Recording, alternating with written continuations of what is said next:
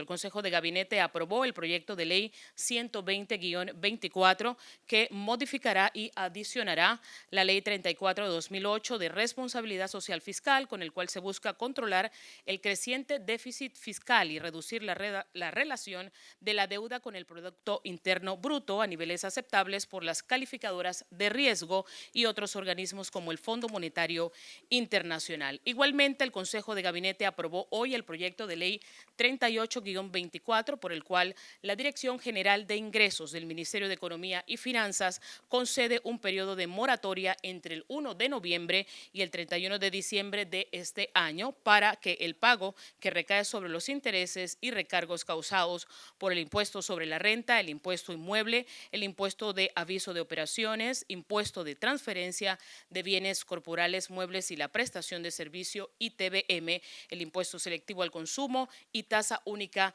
de personas jurídicas. Ambos temas serán ampliados en este momento por Su Excelencia Felipe Chapman, ministro de Economía y Finanzas, y también por el honorable señor Camilo Valdés, director general de Ingresos, a quienes dejo con ustedes inmediatamente. Bienvenidos. El ministro Chapman hablará sobre responsabilidad social fiscal y el señor Camilo Valdés sobre precisamente todo lo que tiene que ver con moratoria para el pago de impuestos. Adelante. Se aprobó hoy en Consejo de Gabinete una reforma a la Ley de Responsabilidad Social Fiscal, consona con el presupuesto, el proyecto de presupuesto general del Estado que anoche se presentó en la Asamblea Nacional de Diputados y básicamente tiene varios objetivos. Es establecer que la regla fiscal sea más clara, más simple, más realizable, más fácil, de mayor comprensión, mostrar más transparencia fiscal, mantener un crecimiento, un comportamiento prudente de los gastos, lograr una consolidación fiscal, lo que significa una reducción del saldo total fiscal e ir bajando paulatinamente el déficit año tras año, buscar a muy corto plazo generar un superávit primario, es decir, el saldo antes de pagar intereses, ofrecer predictibilidad en la evolución de la deuda estableciendo metas concretas para los próximos años y para evitar algo que ha estado sucediendo a lo largo de los últimos 15 años con muchísima frecuencia, que es una ley que obliga a los distintos gobiernos, los ha obligado a estar modificando constantemente dicha ley, pidiendo dispensas en la Asamblea Nacional de Diputados, lo cual ha ocurrido más de 5 veces en el pasado reciente. Y es algo que ha sido continuamente observado, tanto por analistas, acreedores, calificadoras de riesgo, así que en gran medida también respondiendo a ese clamor que han tenido tanto observadores como analistas y los mercados, es una de las motivaciones de esta propuesta que será prontamente presentada a la Asamblea Nacional de Diputados. Buenas tardes, ministro. ¿Nos pudiese explicar en qué consiste esa modificación que establece la Ley de Responsabilidad Social Fiscal actualmente y cuál sería la modificación que va a presentar el Ejecutivo próximamente, por Sí, favor? la ley actual primordialmente lo esencial que establece son topes al déficit fiscal. Lo que deseamos que contemple son eventos adversos que el país ha vivido en los últimos años, que hay que reconocer que eran prácticamente imposibles de prever cuando se originó esta ley en el año 2008. Voy a citar 2 ejemplos. La pandemia, que tuvo una afectación dramática en las finanzas públicas, provocó un déficit cercano al 10%. Obviamente eventos como esos no están contemplados en una ley como esa. Está también la situación, amenazas climatológicas. Por ejemplo, la sequía que afectó de forma importante la operación del Canal de Panamá, lo cual se convirtió en una amenaza real y palpable para las finanzas públicas, siendo esta una fuente de ingresos muy importante para el gobierno nacional. Igualmente, en el pasado reciente hemos experimentado las amenazas que pueden producirse fiscalmente por una desaceleración del crecimiento económico, inclusive por contracción del crecimiento económico. Lo vivimos también en el 2020.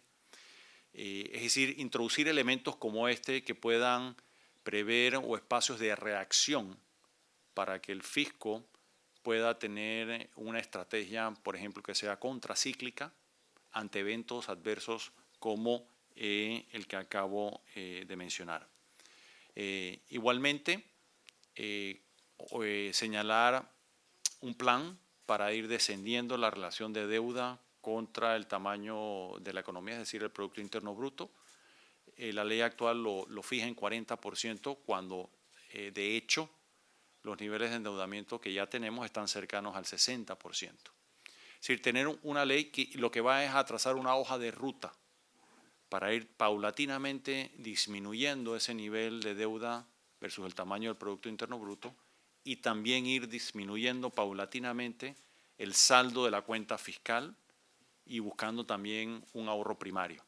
De forma tal de que esta hoja de ruta o estas metas que se pretenden que estén más claramente explicadas en estas reformas puedan ser cumplidas no solamente por el gobierno de turno, sino por sus siguientes gobiernos.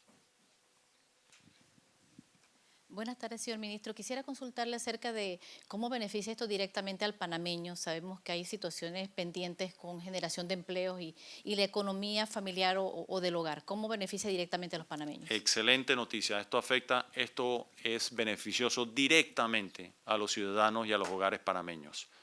Lo primero que esto busca es generar confianza. La transparencia resulta ser, es un arma muy poderosa en propiciar beneficios para una economía y para los ciudadanos. Esa confianza se traduce en un aumento del crecimiento económico, en más empleo, mejor remunerado, y también es importante señalar que se traduce en menores costos financieros. En estos 100 días de ejercicio que llevamos comunicando a Panamá, a los conciudadanos y al mundo, la hoja de ruta, la estrategia, los planes económicos y financieros, fiscales de este gobierno, ya hemos visto traducirse una disminución importante en el costo de acceder a financiamiento. La tasa de interés se ha reducido, la hemos logrado acceder a financiamiento a por lo menos 3 puntos o 3 puntos porcentuales menos. Por dar un ejemplo puntual, en el mes de abril se contrató una operación de préstamo para financiar el cuarto puente sobre el canal a una tasa de interés por encima del 9%.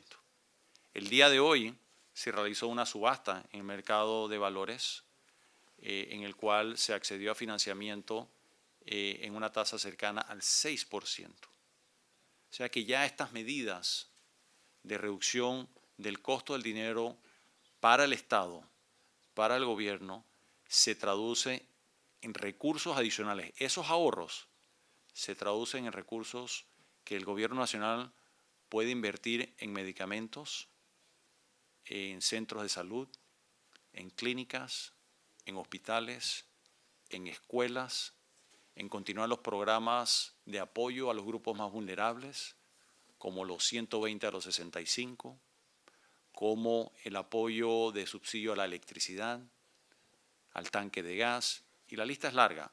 Son recursos, es decir, el ahorro financiero que esto produce, que no es súbito, es a lo largo del tiempo, va a ir acumulando un bolsón de ahorro importante que se va a traducir en mejores condiciones para los ciudadanos.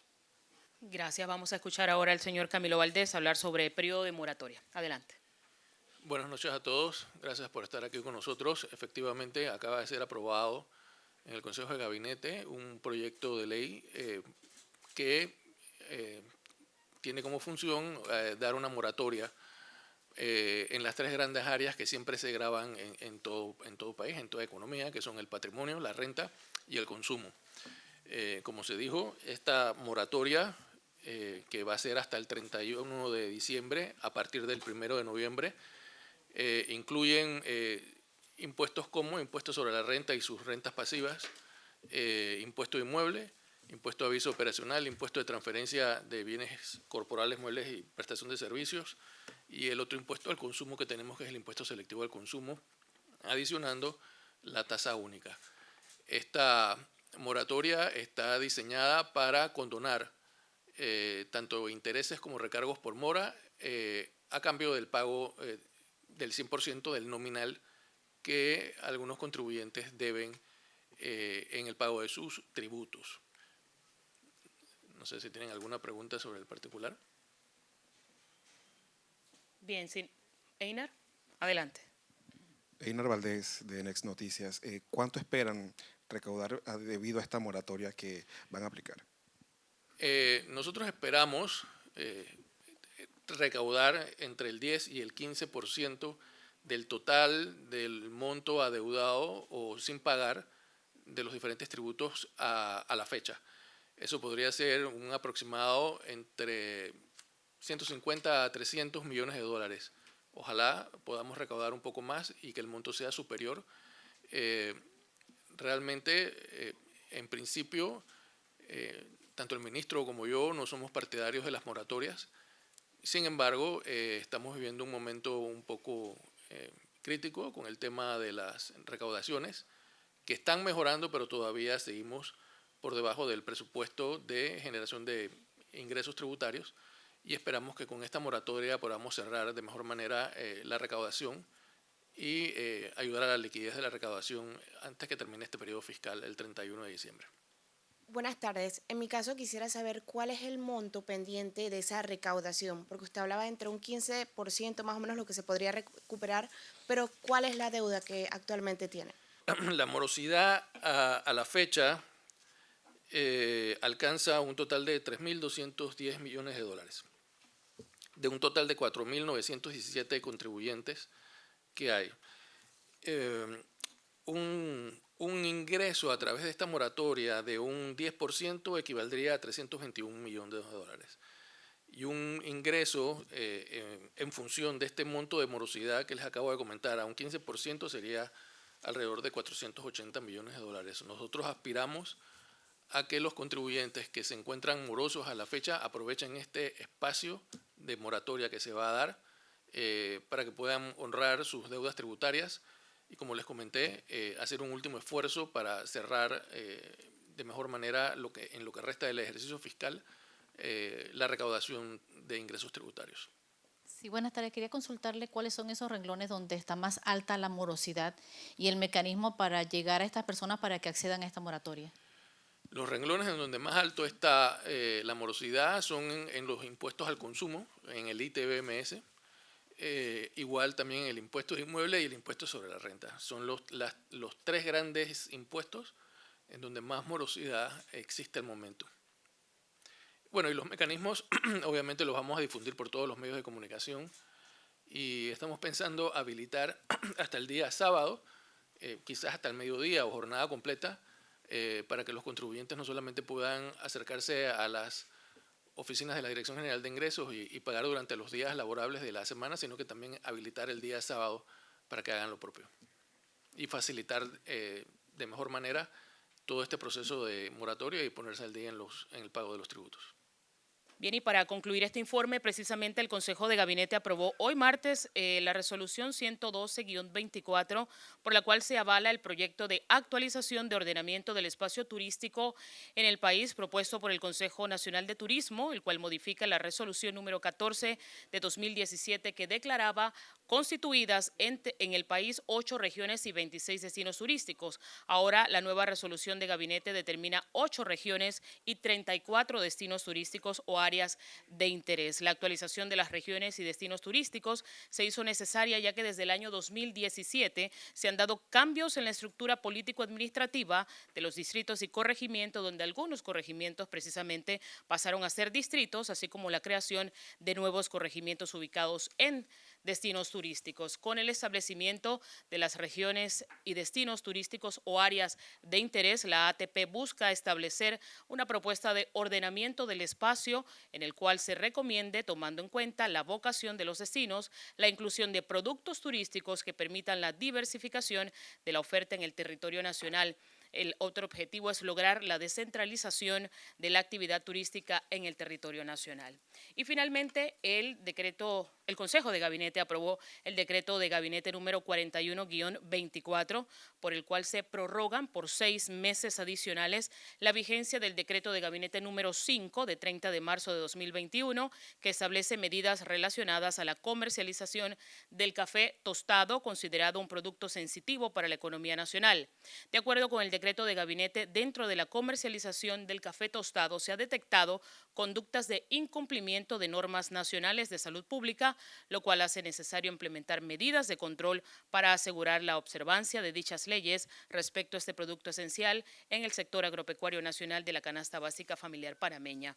También la extensión de esta protección contra la importación del café tostado fue recomendada al órgano ejecutivo por la cadena agroalimentaria de café, reunida el pasado 20 de septiembre de este año, estando presentes productores de café, la industria procesadora del grano y el sector gubernamental. Así finalizó la mesa de trabajo del Consejo de Gabinete de este martes 8 de octubre. Gracias, colegas. Buenas tardes. Gobierno Nacional, con paso firme.